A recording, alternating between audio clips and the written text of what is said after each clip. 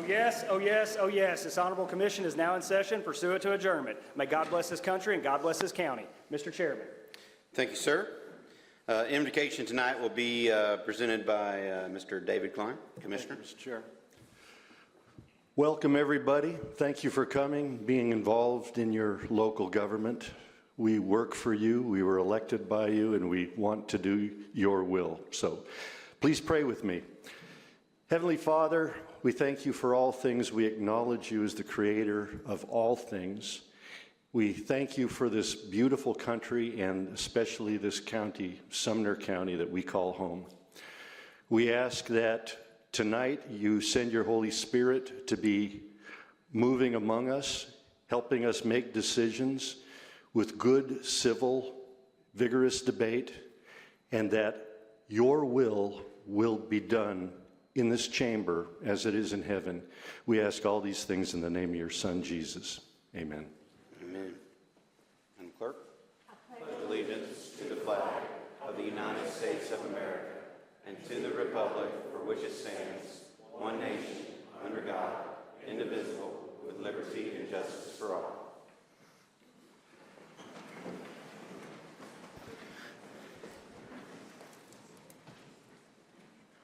All right, let's put the roll call on the board.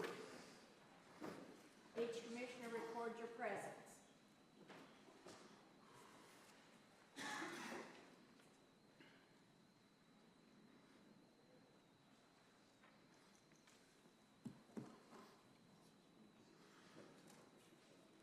Okay, we've got, I heard from Mr. Teachner and Mr. Pomeroy. It looks like Mr. Moss is also absent.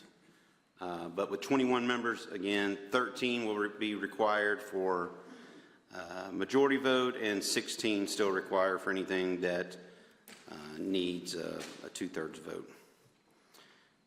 Is there an approval of the regular agenda? Motion. Second. Okay, there's a motion and a second. Mr. Mansfield. I would like to add resolution to under legislative for term limits. On your desk is the resolution as well as a legal memo that was emailed to the entire county commission last August affirming that county commissions in the state of Tennessee can do term limits via the state legislature. They have that authority, and it's not just two charter counties. So this is what I would like to add to the agenda. I so move. Okay, there's a motion and a second. Let's put that on the. Information. Yeah, yes, sir. What's your? Can you turn your mic on? I'm sorry. What information do you need? Isn't the legislature just about out of session? They're not accepting new bills right now? I believe that is the case. It'd be too late for this, but it doesn't preclude us from potentially adding it to the agenda. Thank you. So let's put this one on the board. So 13 votes needed to add it to the agenda. Each commissioner records your vote.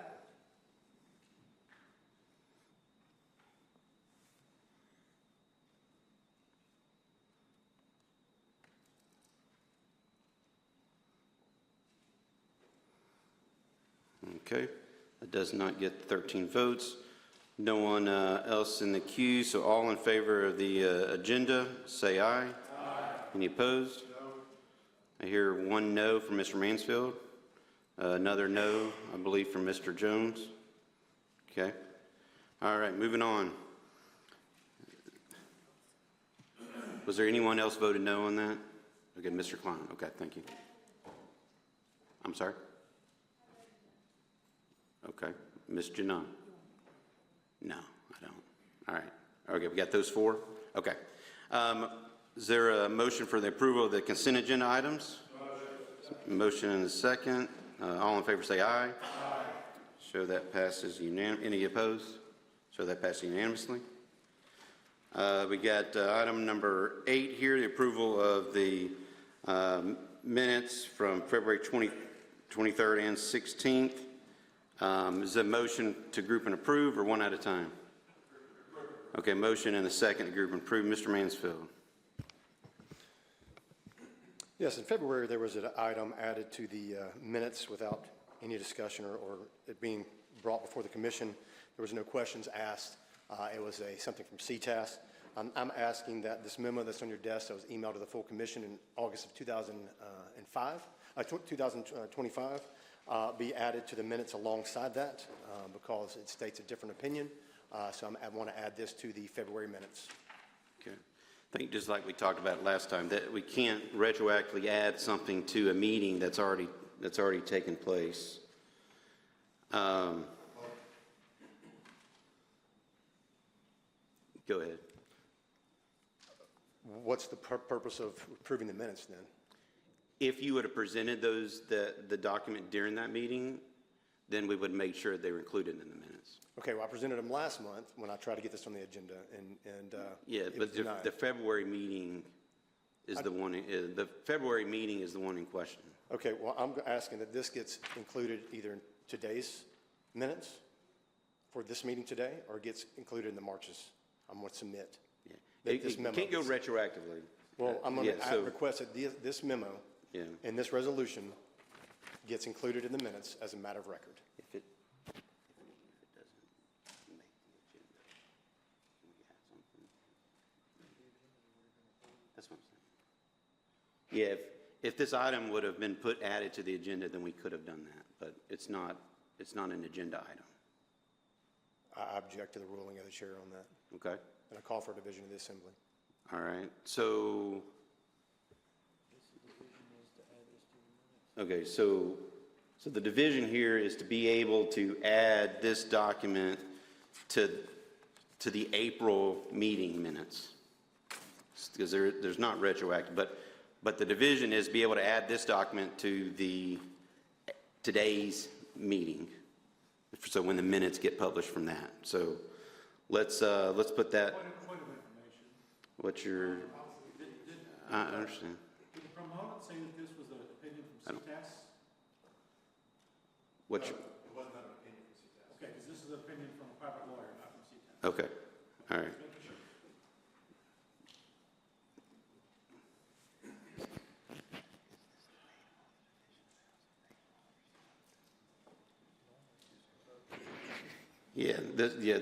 This one, there's no debate with it. We will vote on this. Point of information, Mr. Jones. I just had a question. I was trying to do it politely. If something's talked about to try to be added to an agenda and a vote is taken on it, does that not make it part of what happened tonight? Can it not be entered on that grounds alone? A vote was taken on it, correct? To be able to add it to the agenda? Yeah. So we discussed adding it. Yeah.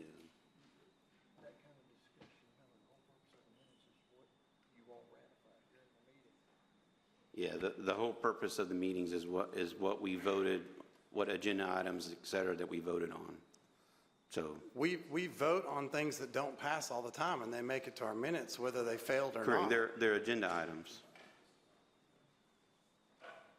Okay. Okay, so, hey, 13 of you all can overrule my ruling here. That's what we're doing here, so. Mr. Schoaf, on this, Question. go ahead. It's similar, is it the case that we don't put anything in minutes that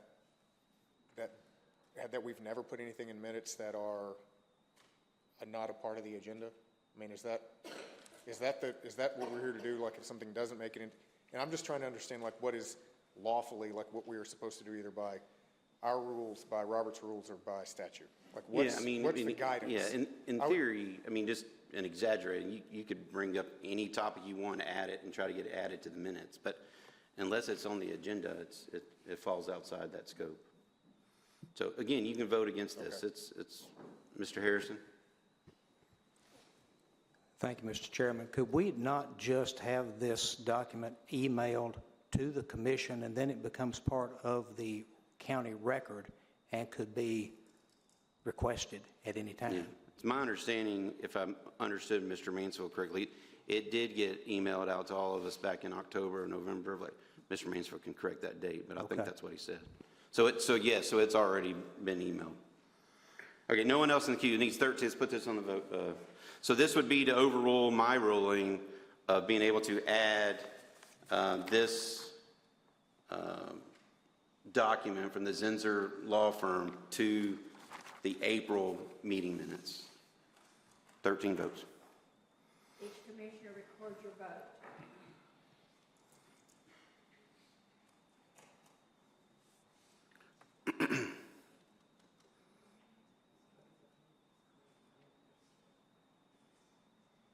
Okay. All right, so that vote fails. No one else in the queue. Approval of minutes, all in favor say aye. Aye. Any opposed? Okay, let's put this one on the board. This is a group and approve. The approval of the minutes is item number 8, February 23rd and March 16th. Put it on the board. 13 votes. Each commissioner record your vote.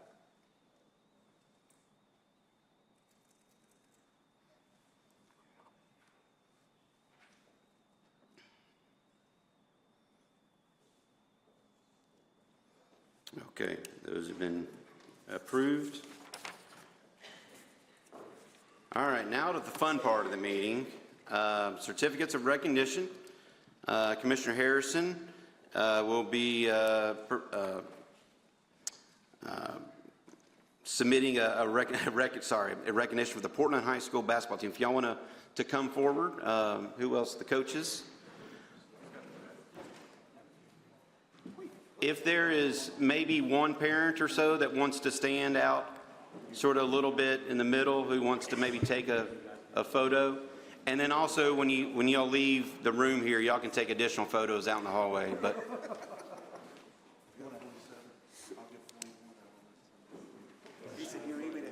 Just circle around, just, yeah, just like a half moon kind of deal. we got tight quarters here, so yeah.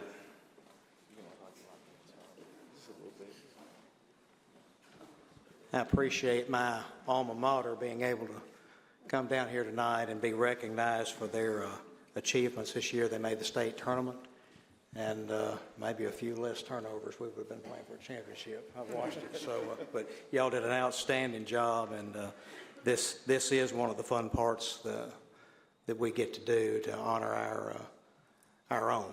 So I'm going to read this.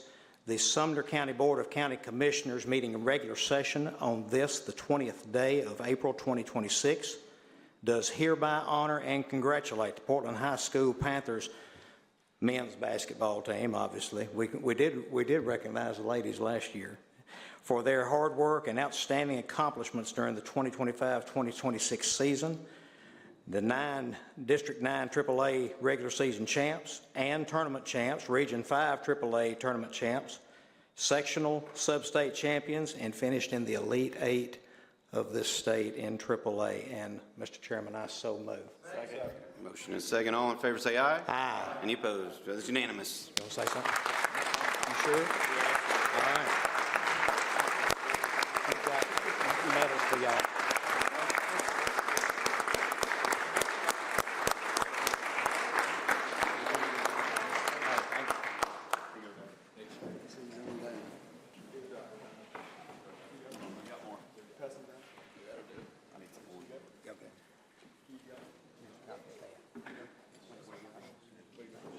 Absolutely. Heck of a job, guys. Absolutely. Absolutely. Everybody got one? All good? Hey, y'all did good. Let's finish it. Let's finish it. Thank y'all. Good job, Barry. Congratulations, boys, and hope to see you back this time next year. That's right. We're going to finish it this time.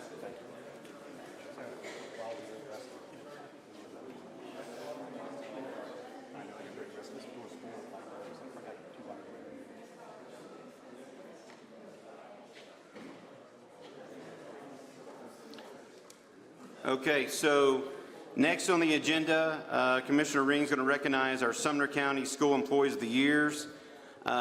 If you are receiving any of these recognitions, there's 17. If you're here tonight, if you want to make your way up,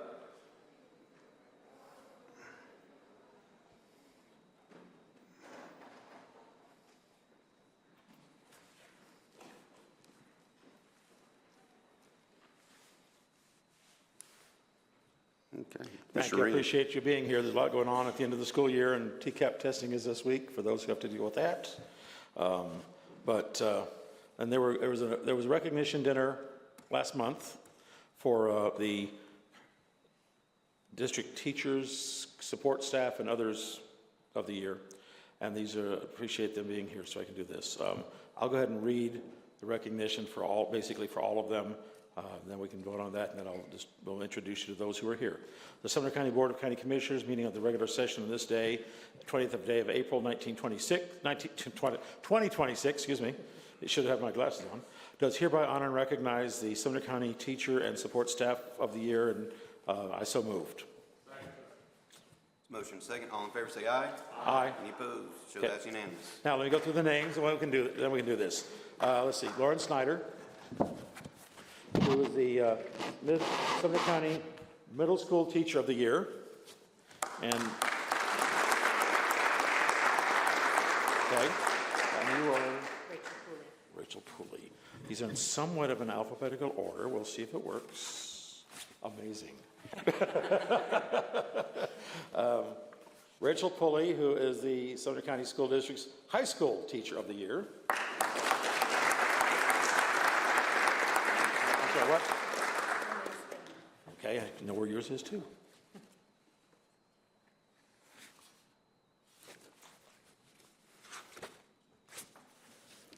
And Renee Spindler, who is the Central Office Employee of the Year.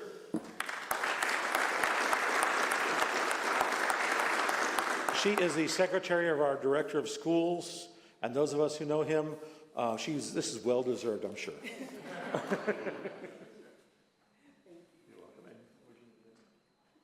I thought so. Sorry.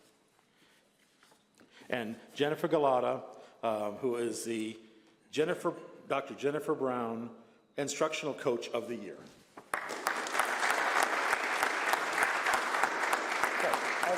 As a retired teacher, I will tell you that teaching is a very important position, but more important as far as I'm concerned than the teachers are the support people.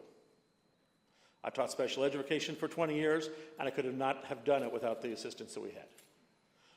And I will tell you, they get paid almost nothing.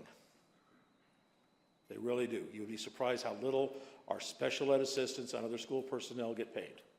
And I'm hoping that we've rectified that over the last few years, and I'm hoping that will continue. But another round of applause for these school personnel, please. Nobody's going to take a picture of us right there.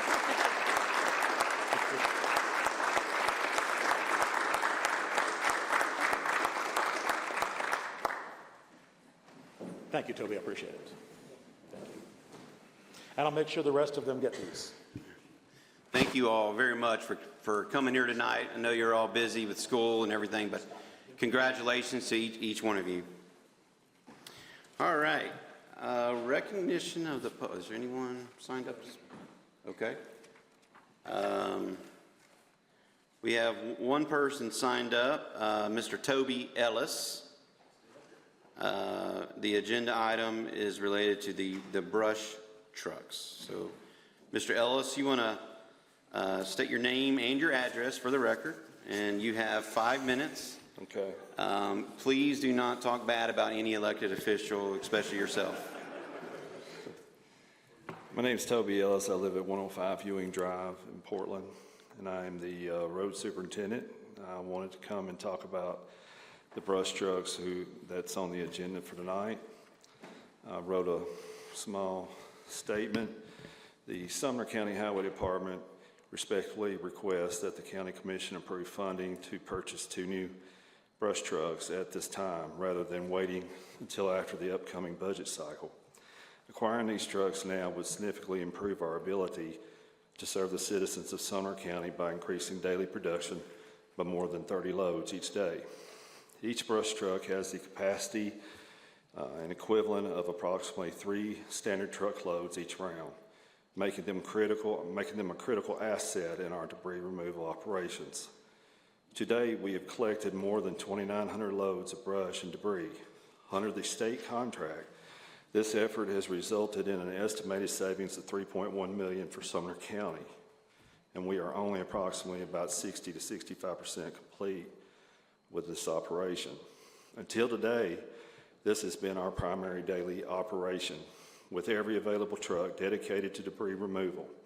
Our crews have been working 6 days per week in an effort to complete this work as quickly as possible. The recent ice storm was the largest catastrophic event in the history of Sumner County, placing us in a truly uncharted territory. The Highway Department maintains approximately 800 miles of roadway, and fallen trees and storm-related debris impacted every mile. As of today, we have resumed paving operations for the first time this year. However, we have already lost approximately 6 weeks of paving season due to the debris removal efforts. With trucks now being reassigned to haul asphalt mix, the number of trucks available for both brush pickup will be reduced, significantly increasing wait times for residents. The addition of the new brush trucks would greatly help offset these delays. If the purchase is delayed until after July, the trucks we are currently considering will no longer be available, and the lead time for new equipment could extend to 6 months or more. For these reasons, we respectfully request that the County Commission consider approving the purchase now. Doing so will allow us to continue responding efficiently to the needs of our citizens and support the ongoing recovery efforts following this historic storm event. I appreciate everything you do. Thank you. Thank you, sir. All right, moving on, report of the chair. Your veterans service report's attached, and the financial statement memo is included for documenting purposes. Item number 3, our normal county commission meeting in June is scheduled for June the 15th. With the budget cycle being laid out, there's been a request to move that from all the various timings that's required to move our June meeting to Monday, June 29th. So we need to vote on that. There's a motion and a second. All in favor say aye. Aye. Any opposed? So that's unanimous. So our meeting, full commission meeting in June will be on June the 29th. That concludes my report. Report of the county officials. Written reports are provided. Notaries, is there a motion for notaries? It's a motion and a second. Let's put this on the board. Each commissioner records your vote.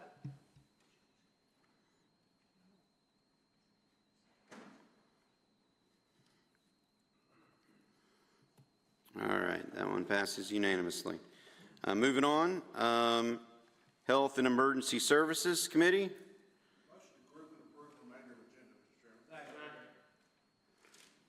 Okay. There is a motion to group.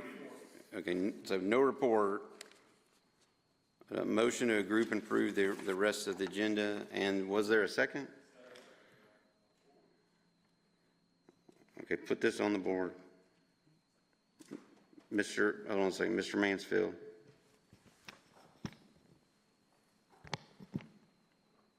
Go ahead. I just had a question about 2604-17, authorizing up to $25,000 to Bledsoe Lake Historical to match donations for America 250. A little confused on this agenda item. It was covered last month. We talked about this, and the county mayor is being moved to his office because didn't want to go through the proper notification process. I did see in the packet today that this was properly notified as a nonprofit donation. So thank you for following that correct procedure, but I'm not understanding why. Is this a new thing on top of what we've already done? I'm not exactly understanding what's happening with this. Okay. Mr. Schoaf is in the queue. Let me let him speak to that. Can you put him, Mr. Schoaf? Thank you, Mr. Chairman. So my understanding, and the county mayor may be the right one to actually give the details on this, but after we approved this, my understanding, or the understanding that came out of budget, was that the mayor's office would not be able to make the transfers directly from their office in time to actually affect the activities. So I believe what we passed in budget, and correct me if I'm wrong here, was that we would allow this to move forward as a like a donation, but that we would still request receipts. Okay, let me. Mr. Mayor, Mr. Mayor is in the I may queue. have stated that a little Can you bit give wrong. the microphone, Mr. Mayor? Mr. Mayor, can you speak to that, please? Yeah, so the reason why we asked for this, and we noticed in the paper the nonprofit so that we could transfer these funds to the nonprofit. Since we're doing matching funds up to $25,000, the citizen that makes the donation would not have the opportunity to have a tax deduction if they made that donation to Sumner County, and then us match that. So Bledsoe is running all of the accounting for this project for America 250. So we explained that it would be better that the citizens make the donations to the county, or excuse me, to the organization, and then we would match that. And again, those donations are over and above the monument, as discussed previously. So anything over and above the monument cost would go, you as the county would pay your share of that, up to that $25,000. Okay. All right, thanks, sir. Mr. Mansfer, are you, okay, did you have something else? Just to clarify this is not dealing with the monument at all. Correct. This is $25,000 max match from the county for citizens. So the county's given $25,000 regardless. Or it's just, or if citizens give $5,000, the county's giving $5,000. Correct, Okay, yes. okay. Just want to clarify But, that. yeah, but not the statute. Correct. Yeah, This is not, because last month there was a lot of different things said that was Correct. ping-ponging back and forth. Correct, yes, sir. information, so- Yes, sir. Okay, thank you. All right, thank you. Mr. Brown. Yes, I'd like to talk about 260414, and if I could get just the questions answered by Mr. Ellis, I would appreciate that. Okay. Yeah. Without objection, we'll suspend the rules. Mr. Ellis, will you come up to the microphone? You can come up to that one up front. Can you turn that microphone on? Okay. Mr. Brown. Okay. I understand, I mean, I know that y'all have been working tirelessly. I know in one area, you got one of my neighbors, still got a few other neighbors that need picking up and everything. But I looked up the cost of military-grade brush trucks, and they were between $190,000 to $200,000. And these were, I mean, rough, extra rough terrain, 400-gallon capacity on the fuel, thermal cameras if needed. Where is the other $50,000? Why are these so expensive? The trucks that we got, and we're going through the state, it's a state contract. And so there's different specifications that we go with. I can just give you one example is one of the specifications that we like, it's a certain type of bucket that grabs larger amounts of debris, and it was a $5,000 deal. But the time and the safety factor and not damaging the hydraulic lines and different things, we have found in the past it has been a great savings to us. And we deal with CMI, and we've bought from them for a few years now. The last go around, that's who we bought our trucks from. So these trucks are spec'd different, but we go with what we're accustomed to and what saves us money and helps us not have downtime. You can buy a cheaper truck, but the maintenance schedules and the different things that you have to go through, there's a lot of repair. We've actually had one truck that's pretty old that we're dealing with some of those issues. We got one that's really, it's just rock solid truck, and it never breaks down. And then we have certain issues with the other one, and we've looked at that and decided that this is one that best fits our model, that would be efficient and be able to pick up the most brush as efficiently as possible day by day. What is the brand? It's Make. It's Peterson. Peterson. Thanks, sir.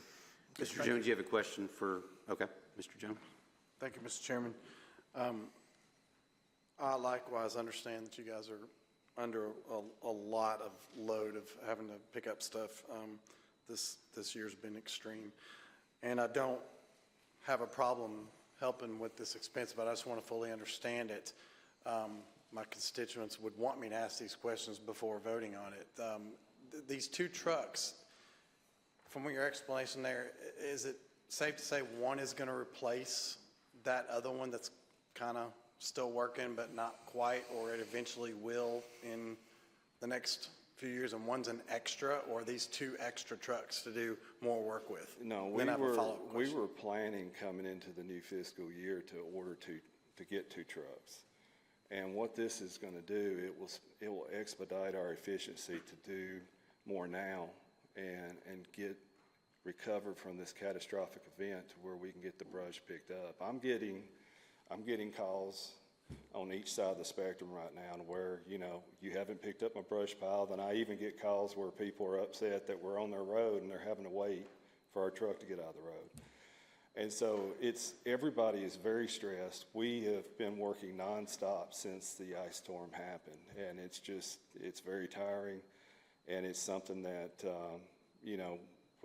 especially with the paving starting today, I had to start. I mean, I'm not going to lose my entire paving season because of debris, and we have worked as hard as we can, as long as we can, and getting these 2 trucks now will help expedite that. And then what we'll do going forward is the older truck, once we get through this operation, we'll probably go ahead and sell it and keep the 2 new ones. So when this cleanup is finished, will next year or next event, will they be still needed? And if so, is that going to cause a demand for more personnel, or is it a shift in people? You move people that drive these trucks over to these trucks and just do brush pickup instead of this job because that's the priority right now? So you still got the same staff? We were really short all along a brush truck, and that's the reason I was gonna buy 2 anyway. And so that gets us up to the standard that we need. The weather cycle that we have been in since I took office has been horrendous. I mean, you don't have a normal rainstorm. It either rains 5 inches or it doesn't rain at all. And so we have just been dealing, I don't know if the commission knows, but every year, probably 30% of our time has been cleanup between after a storm, a flood, tornadoes, all kinds of stuff. And so we have been shorthanded on that. And what this does is I can send 2 men on a brush truck, and it replaces the crew that's 4 or 5 men going out with a mini X and dump trucks. And so you can get, in my short speech I was talking about, you can get 2.5 to 3 loads on 1 brush truck. And so that's equal to 3 dump trucks hauling for 1 crew. And so the efficiency of it goes way up. And also what it can do is I can send my dump trucks to give another crew more dump trucks to keep them, it makes them more efficient as well. So the efficiency of the claw truck versus several guys trying to load a dump truck inefficiently. Okay. Well, they're efficient, but I'm just saying the capacity of what that truck holds. It works better. It works better. Less people on scene. Right. Get more done in the same amount of time. I follow you. Thank you. All right. Thanks, sir. Mr. Ring. Just a quick question for Mr. Ellis. This is state bid, is that correct? Yes, sir. What would be the process if you chose to go and bid it yourself without the state bid? If I'd what? If you were to bid this independently for the county and not go with the state bid, is that something you could do? I could. You could go out and you'd have to run the ad in the paper and ask for bids and go. But most of the time, we get really good pricing on the state. But I'm just saying that's probably a 2-month process. Yes. 3-month process. So. It's usually a little over a month. Yeah, a month or so. Finance does a pretty good job with that, and so, but it definitely saves time if you can pull it off the state. So that would defeat the purpose of expediting things if you went to bid. Yes, sir. Thank you. Ms. Janung, you have a question for Mr. Ellis? Okay. I'm just looking at Peterson trucks at the Mount Grapple loader. Is that what we're looking at? The grapple? Yes. What kind is it?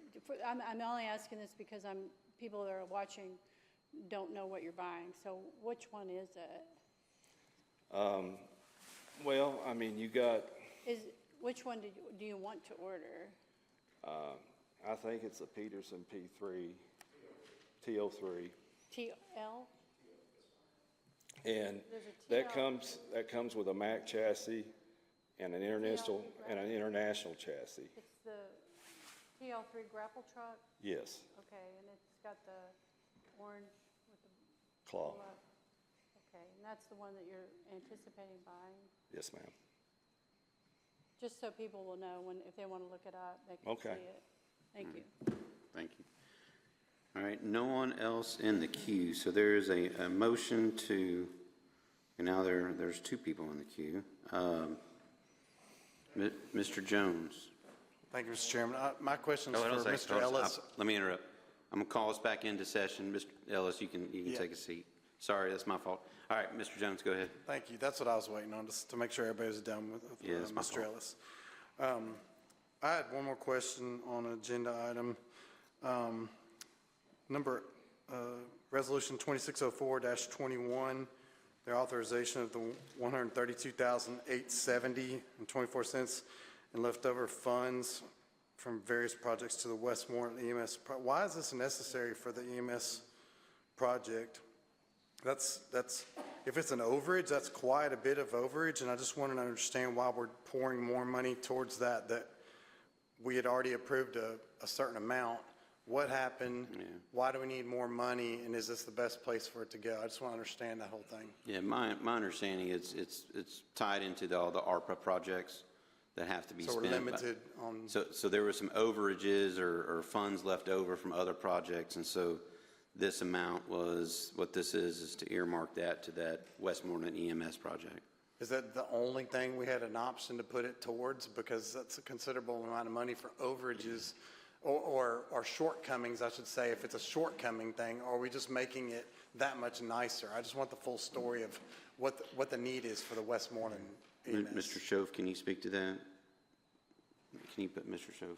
I'm actually trying to find my notes on it, but, yeah, I mean, there's not much more than that. I mean, I'm sure you could find other things to earmark if you wanted to have an option, but I know that, I mean, this is a thing that we know we've had a need. We have,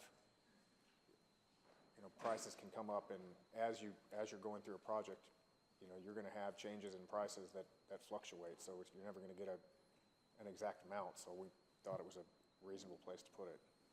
It's not much, nothing more to it than that. No, I understand that prices change, but I think we should hold our people that make our bids tighter to that. That's a considerable amount. I just really wanted to understand where all that money was going instead of just dumping it into a project and not having any reason for it. It has to be parked somewhere right now. I get it, it's ARPA. But yeah, if we want to move it again, we can do so. But for right now, this is what this is to park it over under that project line item.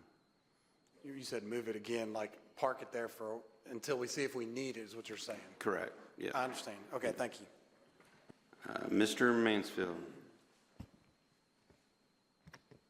Is this reducing the county's, I guess, obligation if we're using ARPA funds? Are we pulling money back out of our capital for this? Or is this truly paying for an overage? Because I know when this first came through Gen Ops, the original plan was a poor plan. They had a change where the building location was, and they had a change because of water issues, I believe. And so we had, as far as access, it was kind of poor planning, poor mismanagement on the front end. I don't know. I'm curious if that caused cost overruns on this project, or is it truly just, hey, we're going to take money into this project to reduce what we're using from county capital? Like, is that kind of like, is it reducing a burden, or is it truly covering an overage? I got you. I think that's kind of what. Yeah. I didn't hear the answer to that question, so. Yeah, fair question. I mean, in general, we better be spending all the ARPA funds before we go to local. But Mr. Schoaf, you want to speak to that? A little more detail, because I do know that there were some changes in scope, or not necessarily in scope, but in price. But my understanding here, and Ms. Browning could speak to it possibly, but there were a couple different locations, if I recall, for this station. And so we moved at one point. I think the station moved to a new spot, and so certain parts of the original scope were pulled out, and then it was moved back to a different location. And so we were able to put those originally scoped items back in. I would maybe defer to Ms. Browning on this one, or if we have our project coordinator here, but I think that's mostly what has happened. Ms. Browning, do you have anything to add to that? That's correct. Okay, so she says that's correct. What, Mr. Okay, so nothing else to add. Okay. All right. So now we're back to the motion to group and approve the rest of the agenda up until item 14. No one else in the queue. Let's put this on the board. Each commissioner records your vote.